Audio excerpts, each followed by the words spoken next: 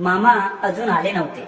मग मामी मला म्हणाली, चल जोपर्यंत मामा येईल तोपर्यंत मी तुझ्या पायाची थोडी मालिश करून देते, म्हणजे तुला बरे वाटेल. त्यानंतर मी माझ्या खोलीत गेलो.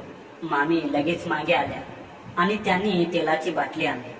त्या मला मालिश करू लागल्या, पण मालिश व्यवस्थित होत नव्हती. त्यामुळे त्या मला म्हणाल्या, राहुल तू आपली पॅन्ट काढून टाक. पण मला त्यांच्यासमोर लाज वाटत होती. मी त्यांना म्हणालो, नाही मामी, मला तुमच्या समोर लाज वाटत आहे. तर त्या म्हणाल्या, अरे मी तुझी मामी आहे, त्यामुळे मला लाजायची काय गरज आहे. त्या ऐकायला तयार नव्हत्या. त्यानंतर मी हो म्हणून पॅन्ट काढली. मी खाली बसून माझा पाय त्यांच्या समोर केला. त्यांनी तेल घेऊन मालिश करू लागल्या. त्यांचा स्पर्श झाला की माझ्या अंगात एक वेगळाच रोमांच उभा राहिला. मला समजत नव्हतं नेमकं काय होत आहे. मी माझे डोळे मिटून घेतले आणि आतून एक वेगळाच आनंद होत होता. आणि पुढे त्यांनी त्यांचा एक हात माझं नाव राहुल आहे आणि मी एका छोट्या घरात राहतो. माझ्या आई बाबा शेती करतात, पण मी माझ्या मामाच्या घरी शिकायला राहत होतो. तिथं आता माझी नानी सरस्वती आणि 2 मामा राहतात. त्यांचं कुटुंब तिथे आहे. मोठे मामा शरद सरकारी कर्मचारी होते, आता या जगात नाहीत. त्यांचा 2 मुलं आहेत. मुलगा अनिकेत वय 15 वर्ष आणि मुलगी प्राजक्ता वय 13 वर्ष. छोटे मामा प्रशांत यांचं अजून लग्न झालेलं नाही, तेही सरकारी कर्मचारी आहेत. मी तिथं संध्याकाळी पोहोचलो तेव्हा खूप उकाडा होत होता. ज्येष्ठ महिना होता, ज्यामध्ये सूर्य आग उगत होता. मला पाहून सर्व खूप आनंदी झाले. आम्ही सर्वांनी रात्री जेवण केलं आणि झोपायची तयारी सुरू करू लागलो. गावाकडे खेळाचं वातावरण होतं. लोक स्वतःवर खाटा टाकून झोपतात. छोटे मामा प्रशांत आणि मोठ्या मामाचा मुलगा अनिकेत, माझा चुलत भाऊ, खालच्या खोलीत झोपत होते. माझा चुलत भावाला रात्री उशिरापर्यंत टीव्ही पाहायची सवय होती. सुनंदा मामी यांनी माझी खाटेही छतावर टाकली होती. प्रवासामुळे मी खूप थकलो होतो आणि खाटेवर पडताच काही वेळातच मला झोप लागली. रात्री जेव्हा सर्व झोपले होते तेव्हा अचानक मला उकाडा आणि खूप जोराने तहान लागली. रात्री उठून पाणी प्यायची सवय मला पहिल्यापासूनच आहे. मी उठलो. माझी झोप उडाली. बाजूच्या खाटेवर मामी सुनंदा झोपल्या होत्या. जेव्हा मी पाहिलं तेव्हा त्यांची खाट रिकामी होती. मी विचार केला की कदाचित त्या बाथरूमला गेल्या असतील किंवा तहान लागल्याने पाणी पिण्यासाठी गेल्या असतील. मी खाटेवरून उठलो आणि ओसरीवर बांधलेल्या एका छोट्या खोलीकडे चाललो. इथं थंड पाण्याचा मटका ठेवला होता. जेव्हा मी खोलीच्या दारापाशी पोहोचलो तेव्हा दार बंद होतं, पण दाराच्या खालून हलकीशी प्रकाशाची किरणं बाहेर येत होती. मला आश्चर्य वाटलं. जर मामी पाणी पिण्यासाठी आतल्या असतील तर दार बंद का केलं, आणि जर त्या आत नसतील तर हा प्रकाश कशाचा. मी दार हलकं ढकलून उघडण्याचा प्रयत्न केला, पण आतून कडी लावलेली होती. मला जाणवलं की आतून कोणीतरी कडी लावली आहे. मी थोडा वेळ तिथे उभा राहिलो आणि आत बघण्यासाठी दाराच्या छिद्र शोधू लागलो. मला एक छिद्र दिसली. मी तिथून डोकावून पाहत होतो, पण अंधार असल्यामुळे मला काही स्पष्ट दिसत नव्हतं. पण मला काहीतरी हालचाल दिसत होती. काही वेळाने मला दाराकडे कोणाच्या तरी येण्याचा आवाज आला. मी घाईने इकडे तिकडे पाहिलं. मला ओसरीच्या बाहेरील बाजूला जिन्याजवळ 2-3 फुटांची मोठी जागा दिसली. मी तिथं लपून बसलो. काही मिनिटांनंतर दार उघडण्याचा हलका आवाज आला आणि कुणीतरी बाहेर आलं. त्यांनी इकडे तिकडे पाहिलं आणि सर्व जिन्याकडे येऊ लागले. मी नीट पाहिलं तेव्हा मला सुनंदा मामी दिसल्या. त्या जिन्याकडे येत होत्या. मी जिन्याजवळ बसून हा प्रकार पाहत होतो, पण मला कोणी पाहू शकत नव्हतं, कारण मी काळोख्या अंधारात होतो. पण तिकडे हलक्या प्रकाशात मला सर्व काही स्पष्ट दिसत होतं. जेव्हा मामी जिन्याजवळून येऊ लागल्या तेव्हा मी खूपच घाबरलो, कारण त्या माझ्या खूपच जवळ आल्या होत्या. तेव्हा मी पाहिलं की त्यांनी तिथून काहीतरी उचललं आणि पुन्हा त्या खोलीकडे परत गेल्या. त्यांच्या जाण्याचा 2 मिनिटांनंतर मी चोर पावलाने तिथून निघालो आणि खोलीकडे गेलो. यावेळी दार हलकसं उघडं होतं, पण आतून हलकासा प्रकाश येत होता. मी हळू दार थोडं ढकललं आणि फक्त अर्ध डोकावलं. आत थोडा अंधार होता, तरी दृश्य मी पाहिलं तेव्हा माझी होरपळून गेली. आत मामी डाव्या बाजूला एका खुर्चीवर बसल्या होत्या आणि स्वतः अशीच काहीतरी करत होत्या. हे दृश्य पाहून मी स्तब्ध झालो. साधारण 10 सेकंदानंतर जेव्हा मी कल्पनेच्या जगातून बाहेर आलो आणि डोळे उघडले तेव्हा माझ्या पायाखालची जमीन सरकली. मी पाहिलं की मामीचा चेहरा पिवळा पडला होता आणि त्यांच्या नजरा माझ्या चेहऱ्यावर होत्या. मी अजूनही भीती आणि लाजीने विचार करत होतो. तेव्हा मामीचा आवाज माझ्या कानापर्यंत पोहोचला. राहुल, तू इथे काय करतोस? मी मामीकडे न पाहता कसाबसा पायऱ्या उतरून खालच्या खोलीत गेलो आणि आतून कडी लावली. मी मामीकडे न पाहता कसाबसा पायऱ्या उतरून खालच्या खोलीत गेलो आणि आतून कडी लावून बसलो. भीतीने आणि लाजेने विचार करू लागलो की आता पुढे काय होईल. मी मामीचा सांभाळ कसा करणार? त्यांनी मी कुणाला सांगितले तर मोठे मामा आणि छोटे मामा यांच्याबद्दल विचार करूनच मी घाबरत होतो. माझे छोटे मामा प्रशांत रागी स्वभावाचे होते. मी लहानपणी त्यांच्याकडून बरेचदा मार खाल्ला होता. मी तिथं अर्धा तास बसून विचार करत राहिलो आणि मग हिंमत करून उठलो. तोंड हात धुतले आणि हलक्या पावलाने वर आलो. आधी मामींची खाट पाहिली तेव्हा त्या दुसऱ्या बाजूला तोंड करून झोपल्या होत्या. मी हळूच पावलाने येऊन कोणताही आवाज न करता माझ्या खाटीवर पडलो आणि सकाळची वाट पाहत पाहत कधी झोप लागली हे कळलंच नाही. सकाळी साधारण 8 वाजता प्राजक्ता मामींची मुलगी मला उठवायला आली. राहुल भैया उठा, मामा आणि मामी खालून नाश्त्यासाठी बोलवत आहे. मी गडबड उठलो आणि सरळ बाथरूम मध्ये घुसलो. अंघोळ करून नाश्त्यासाठी सर्वांसोबत बसलो. नानी, सरस्वती आणि मुलंही नाश्ता करत होती. छोटे मामा प्रशांत वृत्तपत्र वाचत होते आणि त्यांच्या बरोबर नाश्ताही करत होते. मामी सुनंदा किचन मधून सामान आणून नाश्ता लावत होत्या. मी चोरून चोरून मामीकडे पाहत होतो. जेव्हा मामी ही नाश्ता करायला बसल्या तेव्हा माझी आणि मामींची नजर भेटली. आम्ही दोघांनीही लगेच नजर हटवली. आम्ही एकमेकांशी नजर मिसळू शकत नव्हतो. मी वारंवार मामीकडे पाहत होतो. अचानक मामीने मला रागी नजरेने पाहिलं. तेव्हा मी घाबरलो आणि तोंड खाली करून नाश्ता करू लागलो. माझ्या मनात एक विचित्र भीती होती की जर मामीने नाश्त्यानंतर मामांना सांगितलं तर माझी खैर नाही. आज याच विचाराने घास गळ्याखाली उतरत नव्हता. मी याचाच विचार करून गळून गेलो होतो की छोट्या मामाने बोलून दाखवलं. मुलांनो, दप्तर उचला, शाळेला जाण्याची वेळ झाली आहे. आणि मला म्हणाले, राहुल बेटा, संध्याकाळी ड्युटीवरून परत आल्यावर तुझ्याशी गप्पा मारेन. मी फक्त एवढंच म्हणालो, हो मामा. ते काही मिनिटातच मुलांसोबत निघून गेले. नानी त्यांच्या खोलीत गेल्या आणि मामी भांडी उचलून किचनमध्ये ठेवायला लागल्या. मी हलून उठलो आणि हॉलमध्ये जाऊन टीव्ही पाहू लागलो.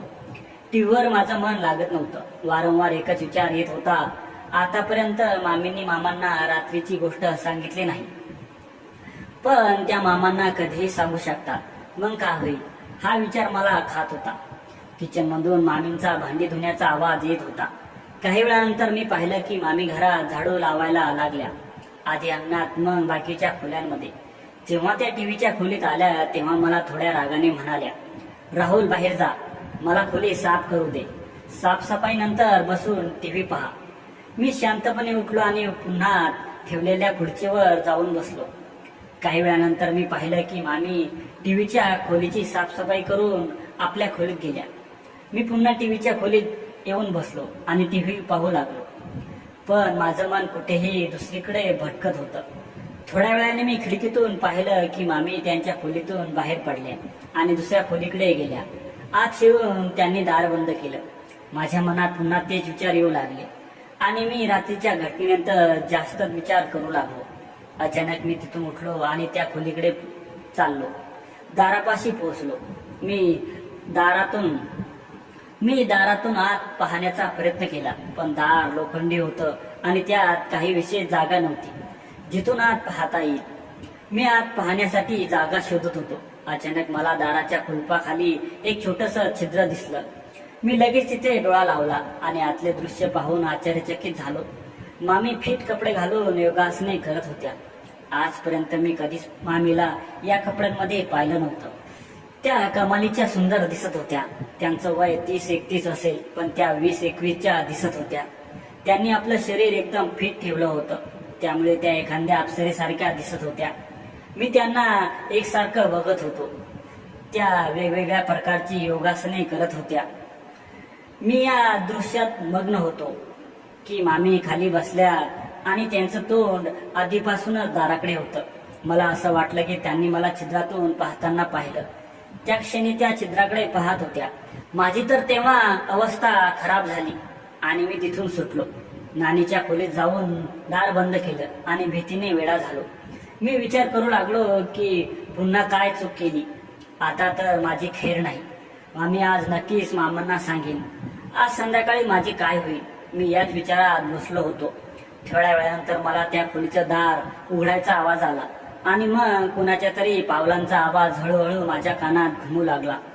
तो आवाज ज्या खोलीतून मी बसलो होतो तिच्या जवळच येत होता. माझं हृदयाचे ठोके वाढत होते.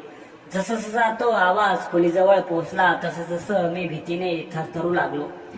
पण मग मला बाजूच्या खोलीचं दार बंद होण्याचा आवाज आला आणि थोडा शांतता पसरली. बाजूची खोली मामींची स्वतःची बेडरूम होती. मी हिंमत केली आणि हळूच चालत खोलीचं दार उघडलं आणि थोडंसं बाहेर पाहिलं तर बाजूची खोली बंद होती. मी थोडा सुटकेचा निश्वास टाकला आणि परत दार बंद करून खोलीत येऊन बसलो. विचार करू लागलो, जर मामी माझ्याशी स्वतः बोलल्या तर मी पुढे काय उत्तर देईन, आणि जर त्यांनी संध्याकाळी मामांना सांगितलं तर मी कसा वाचणार. मी याच विचारात घडून गेलो होतो. साधारण अर्ध्या तासानंतर अचानक मला माझ्या खोलीचं दार उघडण्याचा आवाज आला. मी तोंड वर करून पाहिलं. समोर दारात मामी होत्या. त्यांनी पाहून माझा रंग पिवळा पडला. त्या खोलीत शिरल्या, दार बंद केलं आणि चालत माझ्या समोरच्या खाटीवर येऊन बसल्या. थोड्या वेळानं शांत झाल्या. मी भीतीने त्यांच्याशी नजर मिळवू शकत नव्हतो, म्हणून मी तोंड खाली करून बसलो होतो. साधारण 1 मिनिटाच्या शांततेनंतर मामीचा आवाज माझ्या कानात घुमला. त्या म्हणाल्या, राहुल, तू हे असं का करतोस? लाज नाही वाटत का? तू रात्री परवानगीशिवाय माझ्या खोलीत आलास आणि आज दुसऱ्या खोलीतही तीच कृती केलीस. मी तुझी मामी आहे आणि तू माझ्यावर वाईट नजर ठेवतोस. मी फक्त त्यांचं बोलणं ऐकत होतो, पण पुढे उत्तर देण्याची हिंमत माझ्यात नव्हती. त्यांनी पुन्हा कठोर स्वरात म्हटलं, उत्तर दे, पुढे काय बोलत नाहीस? मी आता त्यांना काय उत्तर देणार? चूक माझीच होती. मग मामी म्हणाल्या, आज मी तुझ्या मामांना संध्याकाळी सांगणार आहे की तू चांगला मुलगा नाहीस, जेणेकरून ते तुझ्या डोक्यावरून हे विचार काढून टाकतील. त्यांचं बोलणं ऐकून मी घाबरलो आणि लगेच उठलो, मामींच्या पायावर पडलो आणि त्यांच्याकडे माफी मागू लागलो. पुन्हा अशी कृती कधी न करण्याची शपथ घेऊ लागलो. मी वारंवार त्यांना म्हणत होतो, मामी मला माफ करा, मामांना सांगू नका, मी पुन्हा कधीच असं करणार नाही. थोड्या वेळानंतर मामींनी माझ्यावर दया आली. त्या म्हणाल्या, मी आज तुला माफ करते आणि मामांशीही बोलणार नाही, पण यापुढे अशी कृती झाली तर लक्षात ठेव, माझ्यापेक्षा वाईट कोणी नसेल.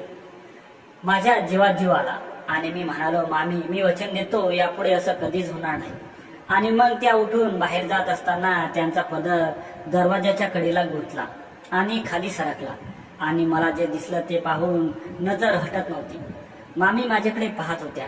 मी पटकन मान खाली घातली.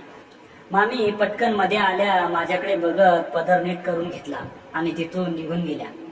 मी खाटेवर पडलो आणि विचार करू लागलो, चल राहुल बेटा, आज तू वाचलास, यापुढे खूप सावध राहावं लागेल. असेच काही दिवस गेले. मी सामान्य झालो आणि मामींसोबतही हलक्या फुलक्या गप्पा होत राहिल्या. मामांसोबतही काहीशा पद्धतीने घरच्यांसोबत उठणं बसणं चालू राहिलं. मग एक दिवस दुपारी नानी त्यांच्या खोलीत होत्या आणि मामी घरचं काम संपवून आपल्या खोलीत विश्रांती घेत होत्या.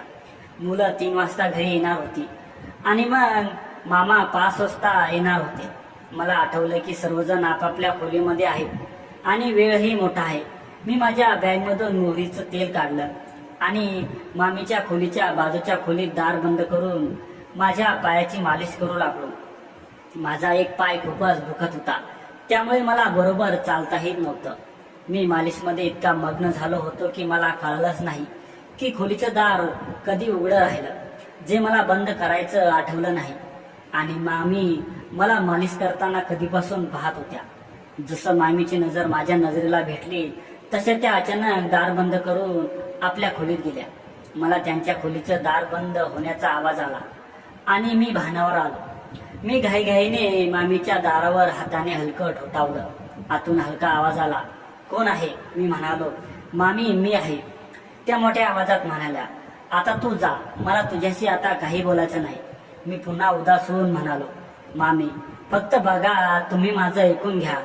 थोड्या शांततेनंतर आवाज आला. मी घाबरत दार उघडलं आणि नजरा खाली ठेवून आत शिरलो. तेव्हा मामी म्हणाल्या, दार बंद कर. मी दार बंद केलं. तेव्हा त्या म्हणाल्या, इकडे बेडवर बस. मी घाबरत बेडच्या दुसऱ्या टोकाला जाऊन उभा राहिलो. त्या पुन्हा म्हणाल्या, बस. मी शांतपणे बसलो आणि गप्प झालो. त्यांनी म्हटलं, बोल, काय सांगायचं आहे? मी विव्हळत चेहरा करून हळू आवाजात म्हणालो, मामी मला माफ करा, माझ्याकडून चूक झाली आहे. त्यापुढे त्या म्हणाल्या, राहुल मला समजत नाही की तुझी अडचण काय आहे. तू इथे आल्यापासून विचित्र कृती करतोस. बेटा हे सर्व काही ठीक नाही. जर तुझ्या मामांना याचा पत्ता लागला तर तुझी खैर नाही. मी शांतपणे बसून त्यांचं बोलणं ऐकत होतो. पुन्हा त्या म्हणाल्या, राहुल तू हे सर्व का करतोस? थोडा तरी स्वतःचा विचार कर. तू आता जे काही करत होतास ते तुझ्यासाठी ठीक नाही. तू का समजत नाहीस? मी खूप हलक्या आवाजात म्हणालो, मी काय करू मामी? 2 दिवस झाले माझा डावा पाय खूपच दुखत होता. हे मी कोणाला सांगितलं नाही. माझ्या मनाने मला सांगितलं होतं की मोहरीच्या तेलाने मालिश केल्याने पाय बरा होईल. माझं लग्न सुद्धा झालेलं नाही. माझी मालिश कोण करणार? त्यामुळे मी स्वतःहून मालिश करू लागलो. घरी कोणी नव्हतं म्हणून मी माझे कपडे काढून मालिश करत होतो. आणि तुम्ही अचानक आलात. तुम्हाला गैरसमज झाला. मी म्हणालो, मामी मी फक्त प्रयत्न करीन की पुन्हा असं कधी घडणार नाही, पण आता कोणाला सांगू नका. त्या म्हणाल्या, ठीक आहे, तू पुन्हा करणार नाहीस तर मी कोणाशीही बोलणार नाही. आणि जर तुझा पाय खूपच दुखत असेल तर आपण दवाखान्यात जाऊ. मी म्हणालो, धन्यवाद मामी. आणि मग उठून बाहेर गेलो.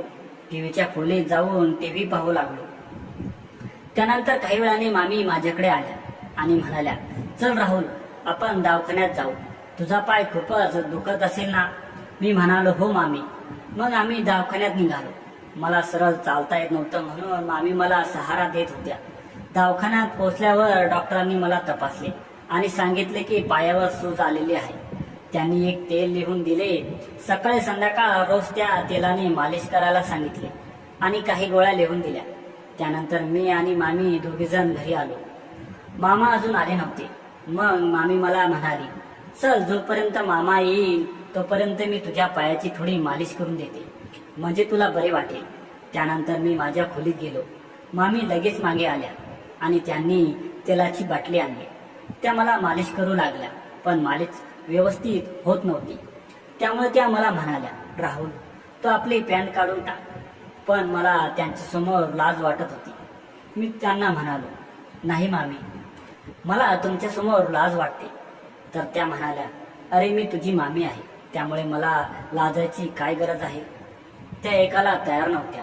त्यानंतर मी हो म्हणून पॅन्ट काढली. मी खाली बसून माझा पाय त्यांच्या समोर केला. त्यांनी तेल घेऊन मालिश करू लागल्या. त्यांचा स्पर्श झाला की माझ्या अंगात एक वेगळाच रोमांच उभा राहिला. मला समजत नव्हतं नेमकं काय होत आहे. मी माझे डोळे मिटून घेतले होते आणि आतून एक वेगळाच आनंद होत होता. त्या थोडा वेळ माझी मालिश करत होत्या. मला आतून खूपच बरे वाटत होते. मालिश केल्यानंतर त्या निघून गेल्या. मी त्यांच्या विचारात मग्न झालो. मला स्वप्नात असल्यासारखं झालं. त्यानंतर मामी रोज सकाळी आणि संध्याकाळी मामा ऑफिसला गेल्यानंतर माझी मालिश करून देत होत्या. मला तर खूपच आश्चर्य वाटत होतं की मामी अशी अचानक इतकी माझ्यावर मेहरबान का झाली आहे. असेच काही दिवस निघून गेले आणि आता माझा पाय बरा झाला. एक दिवस मामांसोबत अभ्यासासंबंधी गप्पा झाल्या. मी रात्री झोपेपर्यंत मामीकडे बघत राहिलो. दिवस सरला. दुसऱ्या दिवशी मी सकाळी उठलो, नाश्ता केला. सर्वजण आपापल्या कामात गुंतले. मी टीव्हीच्या खोलीत जाऊन टीव्ही पाहू लागलो. साधारण 10 वाजेच्या सुमारास मामी आपलं काम संपवून टीव्हीच्या खोलीत आल्या. त्यांनी म्हटलं, राहुल बेटा, हे पैसे घे आणि बाजारातून जाऊन दुपारच्या जेवणासाठी भाजी आण. पैसे घेऊन त्या निघाल्या. दाराशी पोहोचून पुन्हा म्हणाल्या, घराची चावी किचनच्या दाराजवळ खिडकीजवळ टांगलेली आहे. जाताना घेऊन जा. कदाचित तू परत येशील तेव्हा मी अंघोळ करत असेल, तेव्हा तू स्वतःहून दार उघडून आत ये. मी म्हणालो, हो ठीक आहे. आणि त्या आपल्या खोलीत गेल्या. मी तिथून उठलो, चाबी घेतली आणि बाहेर निघालो. बाजाराच्या आमच्या घरा बाजार आमच्या घरापासून साधारण 1 किलोमीटर अंतरावर होता. येण्या जाण्यासाठी आणि भाजी खरेदी करण्यात मला साधारण 1 तास लागणार होता. मी चालत जाण्याचा विचार केला. मी घरापासून थोडं पुढे आलो होतो की मागून एक मोटरसायकल आली आणि माझ्याजवळ थांबली. मी पाहिलं तर ते आमच्या शेजारचे महेश काका होते. मला पाहून ते थांबले. मला म्हणाले, राहुल बेटा कुठे चाललास? मी म्हणालो, काका बाजारात चाललोय भाजी आणायला. तेव्हा ते म्हणाले, बेटा बस, मीही बाजारात जातोय, औषधं घ्यायचे आहे. मी त्यांच्यासोबत बसलो. आम्ही बाजारात गेलो. तिथून मी भाजी घेतली आणि काकांनी औषध घेतलं. साधारण अर्ध्या तासात आम्ही परत आलो. त्यांनी मला माझ्या घरासमोर उतरवलं. मी त्यांचे आभार मानले आणि ते आपल्या घरी गेले. मी माझ्या दाराशी उभा राहून बेल वाजवू लागलो. तेव्हा मला आठवलं की माझ्याकडे चाबी आहे आणि मामी कदाचित अंघोळ करत असतील. मी भाजीची पिशवी खाली ठेवली. खिशातून चाबी काढून दार उघडलं आणि पिशवी उचलून आत शिरलो. जेव्हा मी आत शिरलो तेव्हा अंगणात एक मोटरसायकल उभी दिसली. मी नीट पाहिलं तेव्हा आश्चर्य वाटलं. ही मामांची मोटरसायकल नव्हती. ते यावेळी घरी असू शकत नव्हते, तर ते ड्युटीवर गेले होते आणि संध्याकाळी 5 वाजता येणार होते. मग ही मोटरसायकल कोणाची असो. मी दार बंद केलं. भाजीची पिशवी किचनमध्ये ठेवली. चाबी पुन्हा खिडकीजवळ टांगली आणि किचन मधल्या फ्रीजमधून थंड पाणी घेतलं. मग टीव्हीच्या खोलीकडे चाललो. जेव्हा मी किचन मधून निघालो आणि मामीच्या खोलीकडे जवळून गेलो तेव्हा मला त्यांच्या खोलीत दारापाशी काही विचित्र हलके हलके आवाज येत होते. मी चकित झालो. एका बाजूला उभा राहून विचार करू लागलो, हे कोणाचे आवाज आहेत? मी पाहिलं तर दार बंद होतं आणि बाहेर एक पाकीट पडलेलं दिसलं. मी ते उचलून पाहिलं. माझ्या पायाखालची जमीन सरकली. हे पाकीट इथे कसे काय आले? हे तर माझे नाही आणि मामांचेही नाही. मग कोणाचे आहे आणि हे इथे कसे आले? मी हळू दाराचं हँडल फिरून उघडायचा प्रयत्न केला, पण निराश झालो. दार आतून बंद होतं. मी घाबरत होतो. विचार करत होतो, आत कशाचे आवाज येत आहेत, हे कसं पाहावं? मग मी खोलीच्या खिडकीकडे धावलो. कदाचित तिथून वाट पाहता येईल. खिडकीजवळ पाहिलं तेव्हा मला खिडकीच्या दुसऱ्या कोपऱ्यात पडदा थोडासा उघडलेला दिसला. मी खूप सावधपणे आत पाहण्याचा प्रयत्न केला. यावेळी कोणताही धोका पत्करायचा नव्हता. जेव्हा मी त्या जागेतून आत पाहिलं तेव्हा आतले दृश्य पाहून माझी होश गमावली. कारण आता दृश्य पाहण्यासारखे माझं हृदय थांबणार होतं. आत मी पाहिलं की समोर सोफ्यावर संजय, मामांच्या ऑफिस मधला मित्र बसला होता, जो मामांसोबत घरी आला होता आणि मामीला गिफ्ट देऊन गेला होता. तेही मी त्याला बघितलं होतं. आणि ते दृश्य पाहून जे मला वाटत होतं ते मी पुन्हा तुम्हाला शब्दातही सांगू शकत नव्हतो. अचानक माझ्या मामीची नजर थेट खिडकीजवळ पडली. त्यांचा चेहरा पिवळा पडला आणि मी तिथून पळ काढला. दारातून घराबाहेर निघून गेलो. त्या दिवशी मी संध्याकाळपर्यंत बाहेरच फिरत राहिलो आणि दुपारी घडलेल्या घटनांबद्दल विचार करत होतो. मी माझ्या डोक्यात एक योजना तयार केली. मग संध्याकाळी घरी परतलो. घराच्या पायऱ्यांशी येऊन बेल वाजवली. थोड्या वेळाने अनिकेतने दार उघडलं. मी घरात शिरलो आणि सरळ बाथरूम मध्ये जाऊन ताजं होऊन आलो. मग चपळपणे टीव्हीच्या खोलीत घेऊन टीव्ही लावून बसलो. आता मला मामींची भीती नव्हती. मी त्यांचा सारा खेळ पाहिला होता. त्यांनाही माहित होतं आता मामी माझी कोणतीही गोष्ट कोणाला सांगणार नव्हत्या. त्यामुळे मी या बाबतीत पूर्णपणे सावधानी होतो. थोड्या वेळाने प्राजक्ता मला बोलवायला आली. येऊन जेवण करा, सर्व वाट पाहत आहे. मी टीव्ही बंद केला आणि जेवणाच्या खोलीत गेलो. तिथे सर्वजण बसले होते. मामीही बसल्या होत्या, पण त्यांच्या नजरा खाली होत्या. मी जेवणादरम्यान वारंवार मामीकडे पाहत होतो, पण मामी माझ्याशी नजर मिळवत नव्हत्या. जेवण संपलं. मामी भांडी उचलून किचन मध्ये ठेवायला गेल्या. मग मामींनी टीव्हीच्या खोलीत जाऊन टीव्हीवर बातम्या लावल्या. मुलं अभ्यास करायला लागले. नानी आपल्या खोलीत पूजा करायला गेली. मीही तिथून उठलो आणि टीव्हीच्या खोलीत जाऊन मामांसोबत टीव्ही पाहू लागलो. थोड्या वेळाने मामांशी गप्पा झाल्या. मग ते उठून गेले. मी तिथे टीव्ही पाहत राहिलो. थोड्या वेळानंतर मी खिडकीतून पाहिलं. मामी वरती जात होत्या. मी तिथे टीव्ही पाहण्यात मग्न राहिलो. थोड्या वेळानंतर मामी खाली आल्या आणि पुन्हा आपल्या खोलीत गेल्या. इथे त्यांची मुलं अभ्यास करत होती. मी थोडा वेळ टीव्ही पाहण्यात राहिलो. मला झोप लागली. मी टीव्ही बंद करून वर गेलो. तिथे मामींनी खाट लावल्या होत्या. मी माझ्या खाटेवर पडलो आणि कधी झोप लागली हे कळलंच नाही. जेव्हा अनिकेतने मला सकाळी नाश्त्यासाठी बोलवलं तेव्हा माझी झोप मोडाली. मी उठलो, खालच्या बाथरूम मध्ये जाऊन अंघोळ केली आणि बाहेर आलो. सरळ नाश्त्यावर बसलो. सर्वजण सामान्यपणे नाश्ता करत होते. मी मामीकडे पाहिलं तेव्हा मला त्या रागवत होत्या. माझी नजर भेटताच त्यांनी लगेच नजर खाली केली आणि नाश्ता करायला लागल्या. मी मनात खूप आनंदी झालो. राहुल बेटा, आता तुझं काम होणारच. मामींनी नाश्ता संपवला आणि मुलांना म्हणाल्या, चला मुलांनो, शाळेसाठी तयार व्हा. मामा आपल्या खोलीत गेले, नानी आपल्या खोलीत गेल्या. मामी भांडी उचलायला लागल्या. मीही लवकर नाश्ता संपवला आणि टीव्हीच्या खोलीत जाऊन टीव्ही लावून बसलो. मी आता विचार करत होतो की मामी स्वयंपाकघरातली कामं संपवून घराची साफसफाई करतील आणि टीव्हीच्या खोलीतही येतील. मी याच विचारात होतो. मामीशी बोलणं कसं सुरू करावं आणि त्याचबरोबर मामींच्या येण्याची वाट पाहत होतो. थोड्या वेळानंतर मी खिडकीतून पाहिलं की मामी स्वयंपाकघरातून बाहेर आल्या आणि अंगणात साफसफाई करायला लागल्या. मग त्यांनी बाकी सर्व खोलींची साफसफाई केली.